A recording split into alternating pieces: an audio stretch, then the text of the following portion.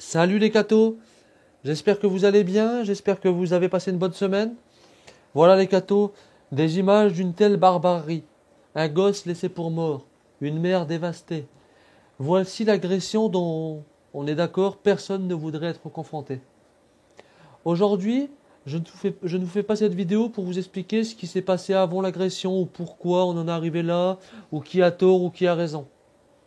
Cela n'est pas dans mes cordes, laissons la justice trancher. Cette vidéo d'aujourd'hui n'est basée que sur cette agression d'une extrême violence.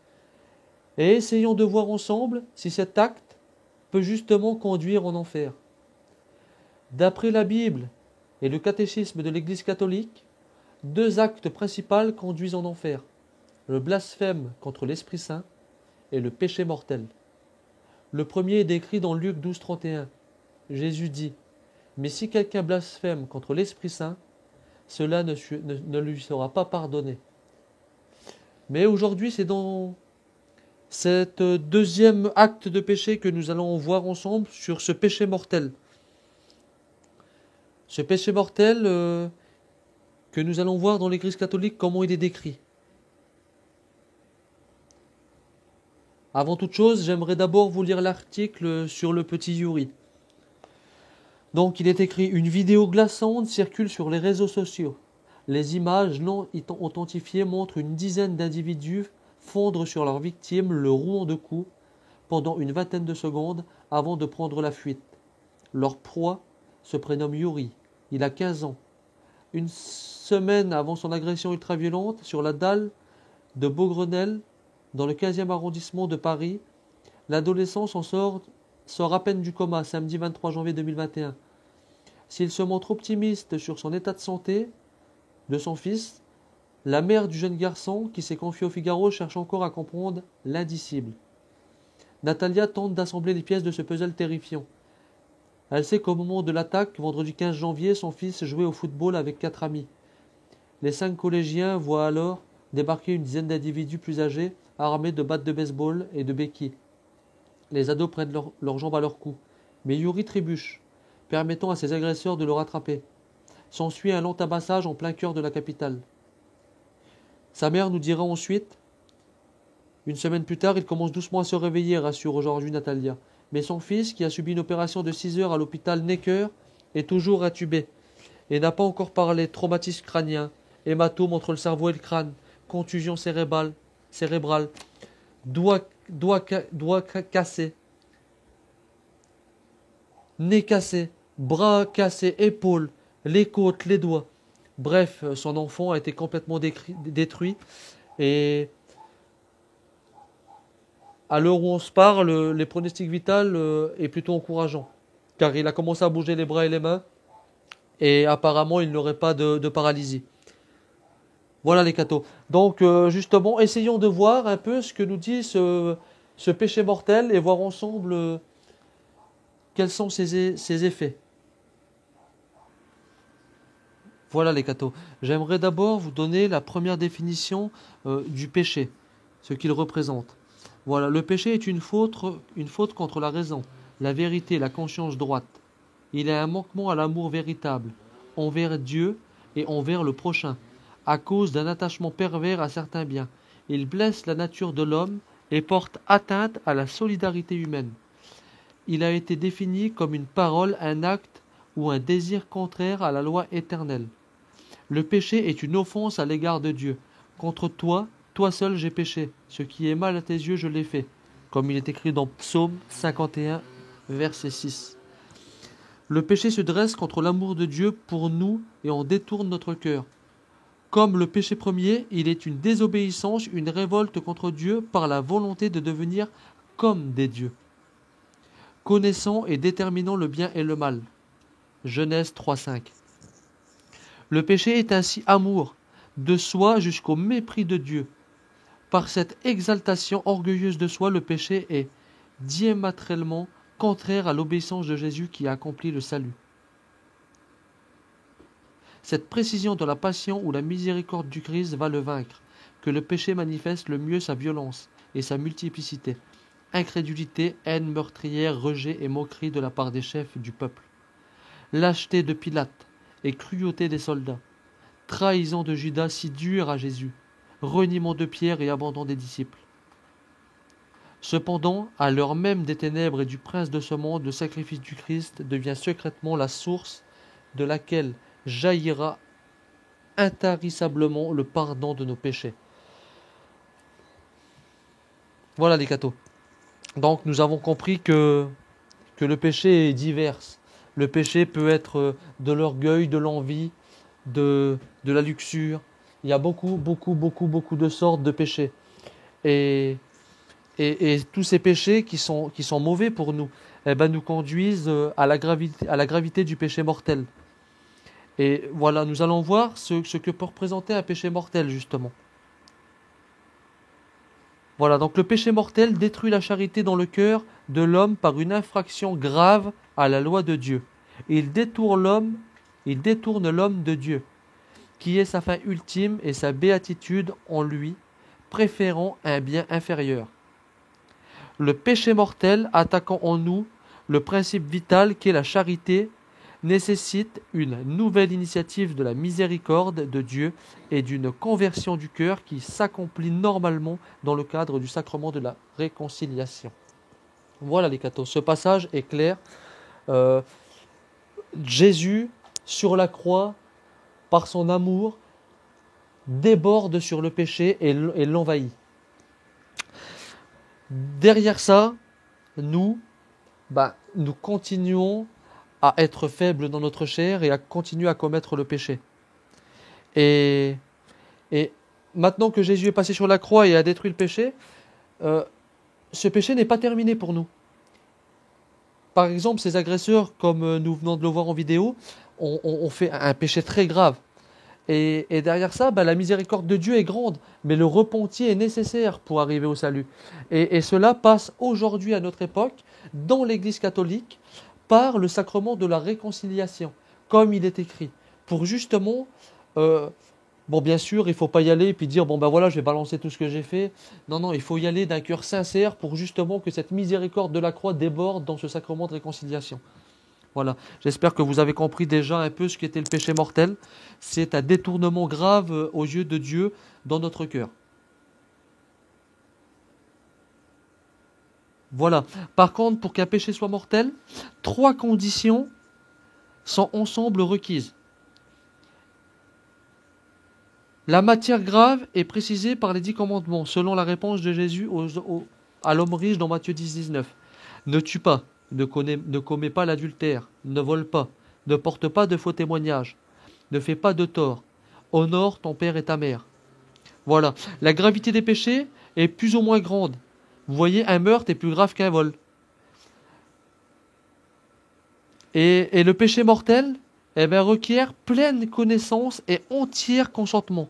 Il présuppose la connaissance du caractère pécamineux de l'acte, de son opposition à la loi de Dieu. Il implique aussi un consentement suffisamment délibéré pour être un choix personnel. L'ignorance affecte et l'endurcissement du cœur ne diminue pas mais augmente le caractère volontaire du péché. Vous voyez, un péché mortel, il nous est décrit comme un acte que nous prenons en pleine conscience de cause. Je vais vous donner un exemple. Tu es chez toi tranquille, un homme rentre pour te cambrioler.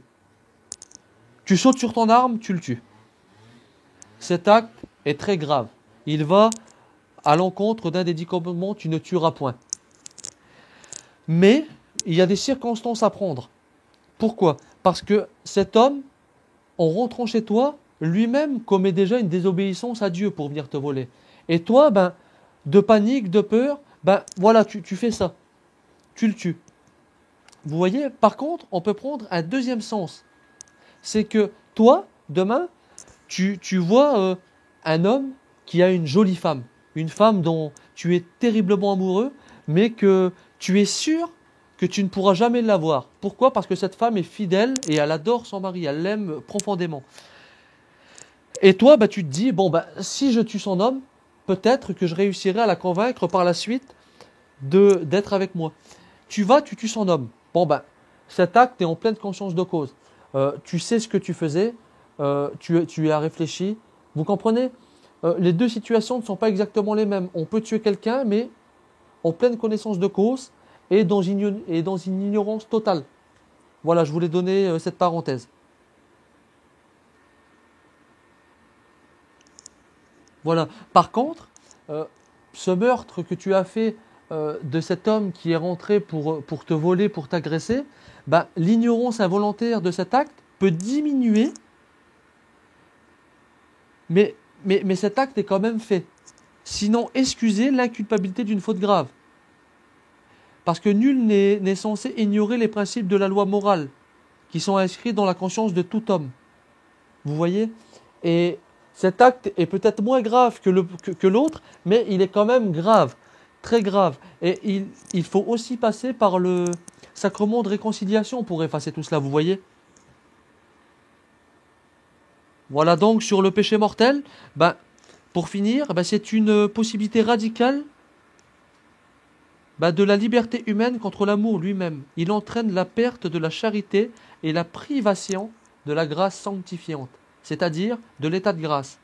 S'il n'est pas racheté par le repentir et par le pardon de Dieu, il cause l'exclusion du royaume du Christ et la mort éternelle de l'enfer, notre liberté ayant le pouvoir de faire des choix pour toujours sans retour. Sans retour.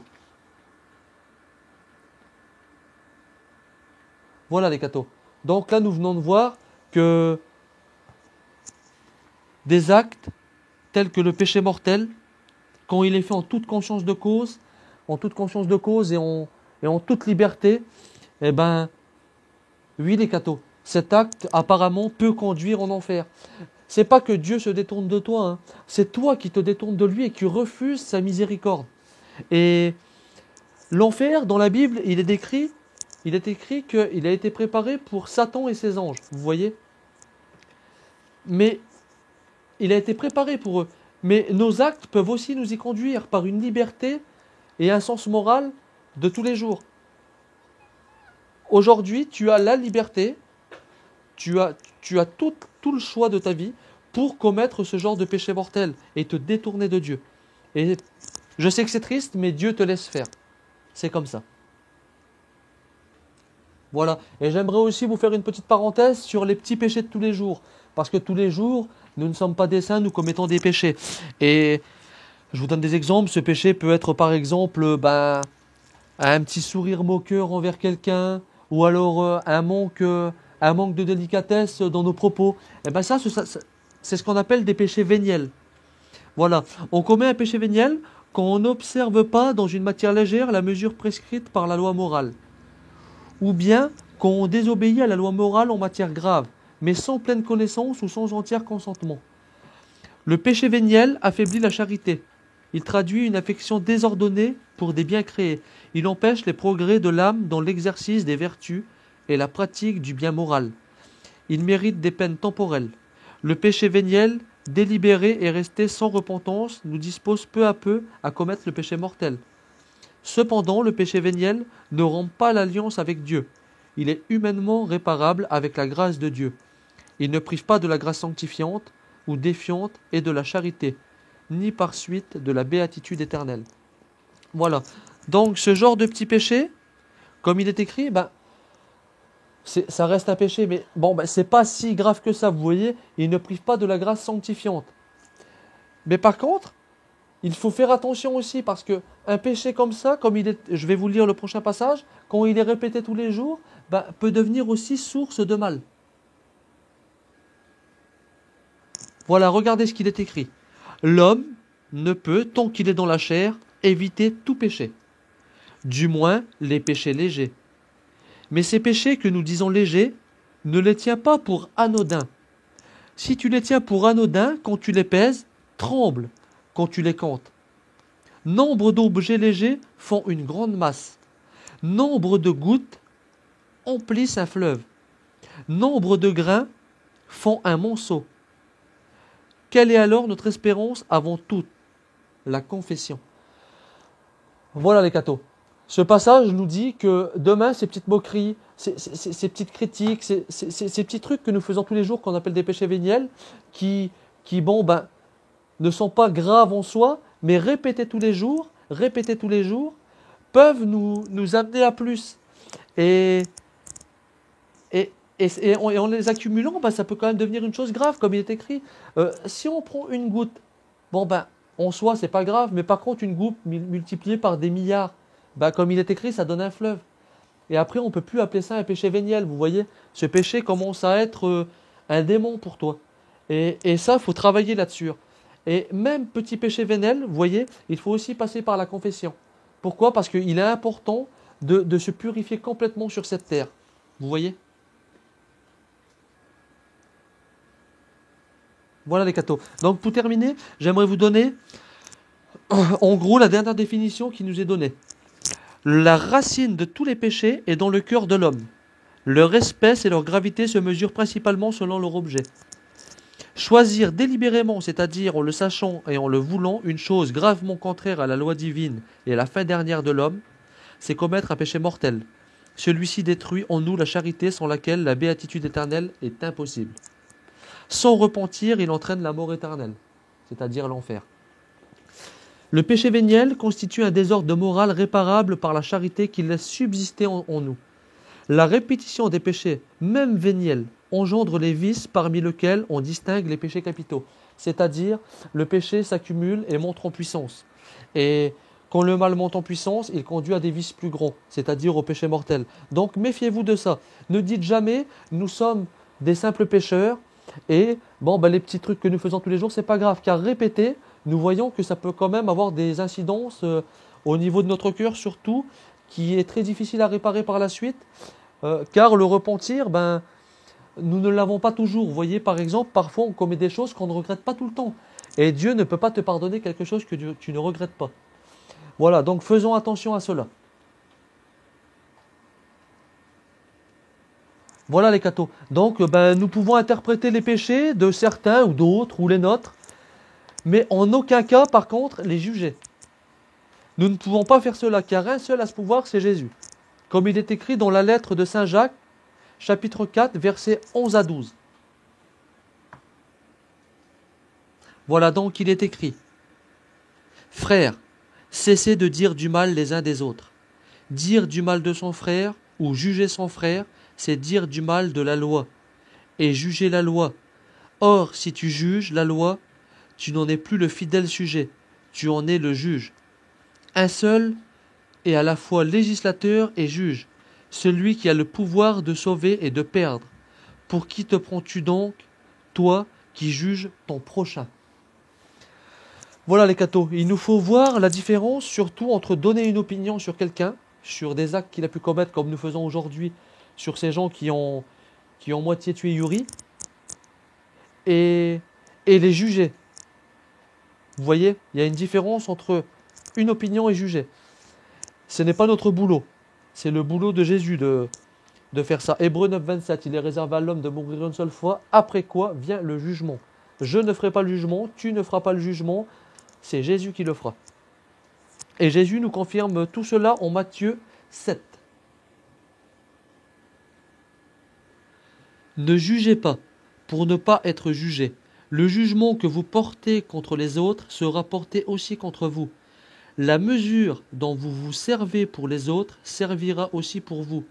Car tu as regardé la paille dans l'œil de ton frère, alors que la poutre qui est dans le tien, qui est dans ton œil, tu ne la remarques même pas. Comment vas-tu dire à ton frère, laisse-moi retirer la paille de ton œil, alors qu'il y a une poutre dans ton œil à toi? Esprit faux, enlève d'abord la poutre de ton œil, alors tu verras clair pour retirer la paille qui est dans l'œil de ton frère. Voilà les cathos. Aujourd'hui, Jésus nous dit, méfie-toi. Tu juges les crimes, les péchés des autres qui sont des pailles, mais toi, la poutre que tu as commis, tu ne la vois même pas. Jésus, en quelque sorte, nous remet à notre place. Car cette vidéo qui est tellement grave et que nous aurons tendance à juger, faut aussi refaire le parcours de notre vie et voir si nous-mêmes, nous n'avons pas fait pire, vous voyez. J'espère que vous comprenez que personne n'est parfait. Et Jésus nous le fait découvrir, nous le fait redécouvrir pour notre propre conversion, vous voyez. Voilà les cathos. Maintenant, je vais quand même vous donner mon opinion sur cet acte sur cette agression qui est terrible. Tout d'abord, j'aimerais commencer par « Seul Dieu sonde les cœurs et les reins », comme il est écrit dans Jérémie 17,10. Donc, il va falloir prendre deux situations pour comprendre la première. Et si nous croyons en Dieu, vous voyez, cet acte est une coupure à la charité et détourne l'homme de Dieu. J'aimerais dire heureusement que Dieu, lui, ne se détourne jamais. Et cette coupure, comme nous l'avons vu, peut entraîner chez la personne convertie une séparation de leur relation avec Dieu pour toujours. C'est-à-dire l'enfer si derrière de tels actes, il n'y a pas de repenti, que le cœur reste endurci à jamais. Voilà, que tu es pleinement lucide de tout ça. Dieu ne peut pas te sauver si tu ne veux pas te repentir.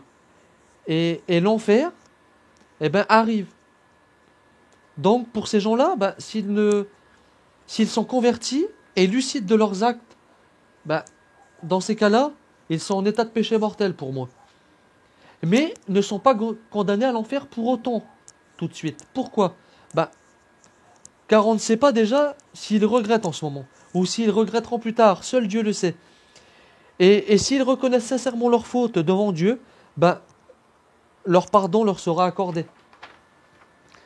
Comme saint Paul nous le dit en Éphésiens 4,32, « Soyez entre vous pleins de générosité et de tendresse, pardonnez-vous les uns aux autres, comme Dieu vous a pardonné dans le Christ. » Voilà les cathos.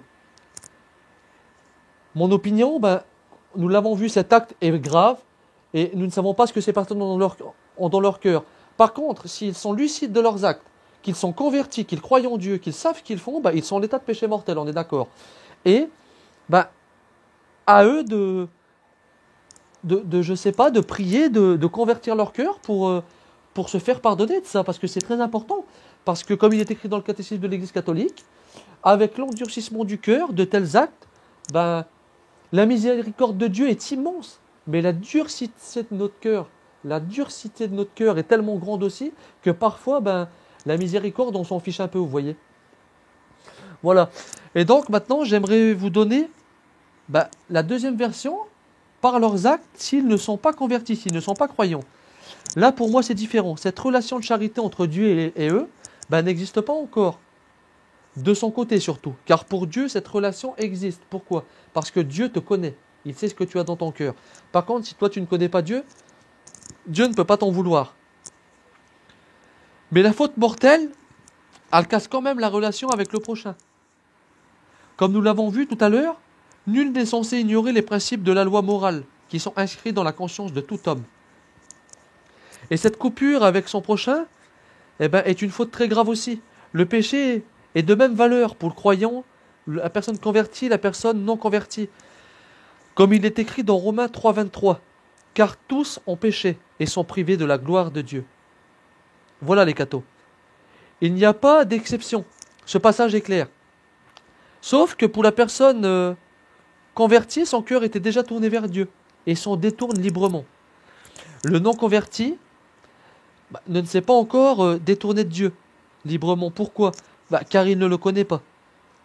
Donc pour moi, l'impact du péché, dans les deux cas, il est le même, mais les conséquences dans notre cœur sont différentes. Pour finir, j'aimerais vous lire deux textes pour nous faire comprendre tout ce qu'on vient de dire jusqu'à maintenant. Voilà, je vais vous lire en Matthieu, chapitre 5, versets 14 à 16. Voilà les cathos. Par rapport à cette vidéo, par rapport à tout ce que l'on vient de dire, ce passage m'a beaucoup éclairé par rapport à une personne convertie qui commettrait de tels actes. Regardez ce que Jésus nous dit. Vous êtes la lumière du monde. Une ville située sur une montagne ne peut être cachée. Et l'on n'allume pas une lampe pour la mettre sous le boisseau. On la met sur le lampadaire, et elle brille pour tous ceux qui sont dans la maison. De même que votre lumière brille devant les hommes, alors en voyant ce que vous faites de bien, ils rendront gloire à votre Père qui est aux cieux. Voilà les cathos. Une lumière éclaire dans l'obscurité. Cette obscurité représente le mal sur cette terre. Et nous, les personnes qui sommes converties, qui ont été rachetées par Jésus, nous devons être cette lumière qui éclaire tout ce mal.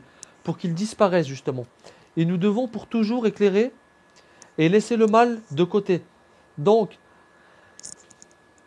demain, toute personne convertie a une conscience aux yeux de Dieu encore plus grande qu'une personne non convertie. Et cette lumière ne doit pas t'amener à de tels actes, vous comprenez? Voilà, maintenant j'aimerais faire une petite parenthèse, un passage, ce deuxième passage sur la personne qui aujourd'hui dans cette vidéo m'a éclairé pour la personne qui ne serait pas convertie. Allez en Luc 15, verset 4. C'est même au verset 3, excusez-moi. Voilà, il est écrit. Alors Jésus leur dit cette parabole.